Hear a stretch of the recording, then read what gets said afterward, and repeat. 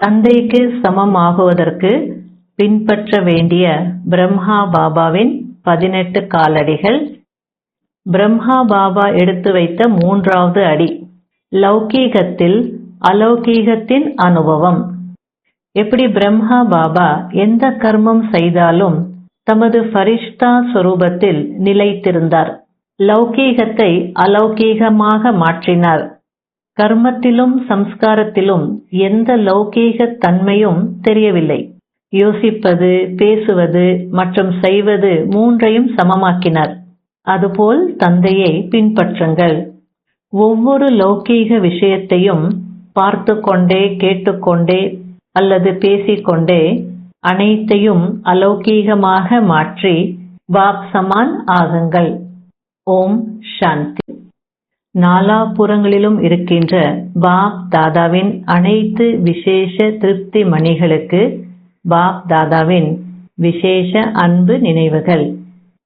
கூடவே பிராமண வாழ்க்கை அடைந்திருக்கக்கூடிய அனைத்து பாக்யசாலி ஆத்மாக்களுக்கு, கோடியில் சிலர், சிலரிலும் சிலராக இருக்கக்கூடிய கண்டெடுத்த ஆத்மாக்களுக்கு, பாப் தாதாவின் சுப எண்ணங்களை நிறைவு செய்யக்கூடிய ஆத்மாக்களுக்கு, சங்கமயுக பிராமண வாழ்க்கையின் ப்ராப்பர்ட்டியின் சம்பூர்ண அதிகாரத்தை அடையக்கூடிய ஆத்மாக்களுக்கு, பாக்கியத்தை உருவாக்கக்கூடிய மற்றும் வரங்களை வழங்கக்கூடிய வள்ளல் பாப் தாதாவின் மிக மிக அன்பு நினைவுகளை ஸ்வீகாரம் செய்து கொள்ளுங்கள்.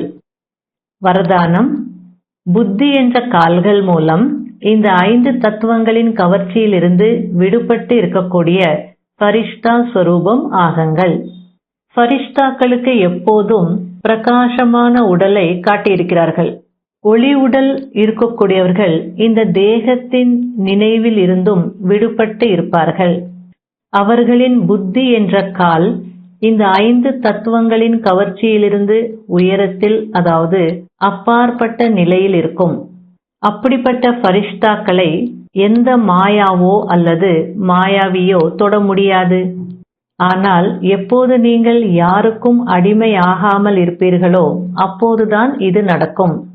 ஷரீரத்திற்கு கூட அதிகாரியாகி நடந்து கொள்ள வேண்டும். மாயாவுக்கு கூட அதிகாரி ஆக வேண்டும். லௌகீகம் மற்றும் அலௌகீக சம்பந்தத்திற்கும் அடிமை ஆகக்கூடாது. ஸ்லோகன். ஷரீரத்தை பார்க்கும் பழக்கம் இருந்தது என்றால் ஒளி ஷரீரத்தை பாருங்கள். ஒளி ரூபத்தில்